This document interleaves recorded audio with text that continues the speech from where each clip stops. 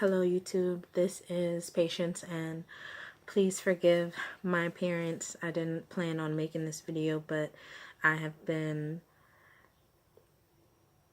I have to make it right now. So as of today, I am 6 weeks and 2 days pregnant. I am ecstatic.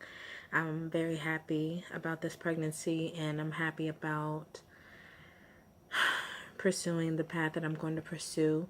This video is going to be about vaginal birth after cesarean. As of now, I've had 3 C-sections, and I do not want to have another. The thought of it is upsetting to me.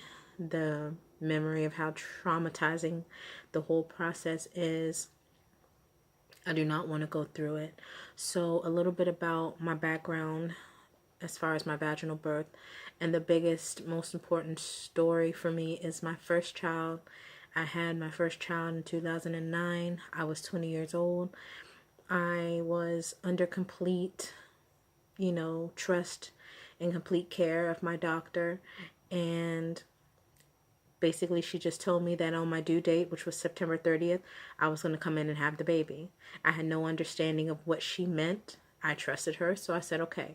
I went in, she induced me, and I thought that this is what was supposed to happen. I did not progress. I got to 2 centimeters, and then I did not progress any further. I was in the hospital for 3 days before my water broke. I think it was actually the night of day 2 I was in there, and my water finally broke on its own right before they were going to pop it themselves. So by the next morning, which was the 3rd day, they told me that I had to go in for C-section because the protective fluid around the baby was gone, and I risked infecting the baby with without the amniotic fluid still surrounding the baby. So I went in for a C-section. That was my first C-section. Doctors that I see or that I've seen since then ask me my history, and they tell me, oh, you had a failure to progress. Yes, I did, but I didn't know at the time that my body was not ready to have the baby. I was told to come in, and my body was put in the process of having a child when I was not ready to have a child. Your body knows what it needs to do, and I'm not a doctor, I'm not an OBGYN, but I've been through this enough to know that you do not have to force a child into this world. They come on their own. My second daughter, I was told by the doctor that because I had 1 C-section, I would never have a vaginal birth. So I scheduled a C-section. My 3rd child, I wanted a vaginal birth after C-section. I wanted to try for a VBAC. They said that they supported me in the beginning, and then it changed. And in the last few months of my pregnancy, or the last few weeks, one of the doctors, which was a resident, told me that a woman had just lost her daughter a week earlier, a week before my appointment, because she tried to go into labor at home. That is the definition of coercion. You are not, lawfully, you are not allowed to scare a patient into a course of action that they are against. I was so upset after that meeting. I was so upset after that appointment. I tried to keep myself together as I left the hospital, but as soon as I laid eyes on my husband, I broke down. I was about 7 feet away from him, and I broke down, hysterical, crying because I was so upset. I'm emotional, I'm hormonal. The last thing I want is, of course, my child to be hurt, but she had no right to try and scare me the way that she did, and it worked.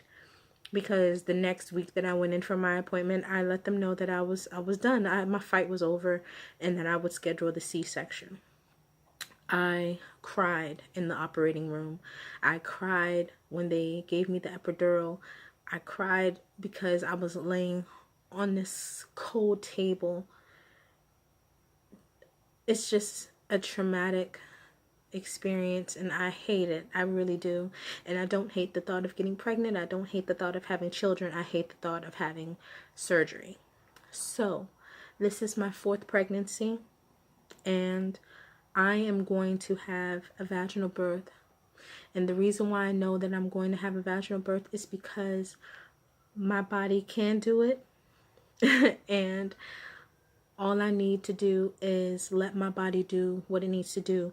I do not need to be induced. I do not need to schedule a surgery when there are no indications that I need one. Everyone says that VBACs are too risky. There is a risk that is involved.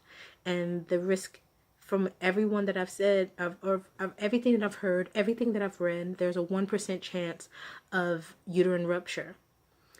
1%. Which means 99% of the rest of the time, you can have a healthy vaginal birth. That 1% does not occur often. I have my son, he'll be 2 in September. It's now May. It's been well over 18 months since I was pregnant last. Since my last C-section. At this point, I am ready and willing to give it my all in attempting this.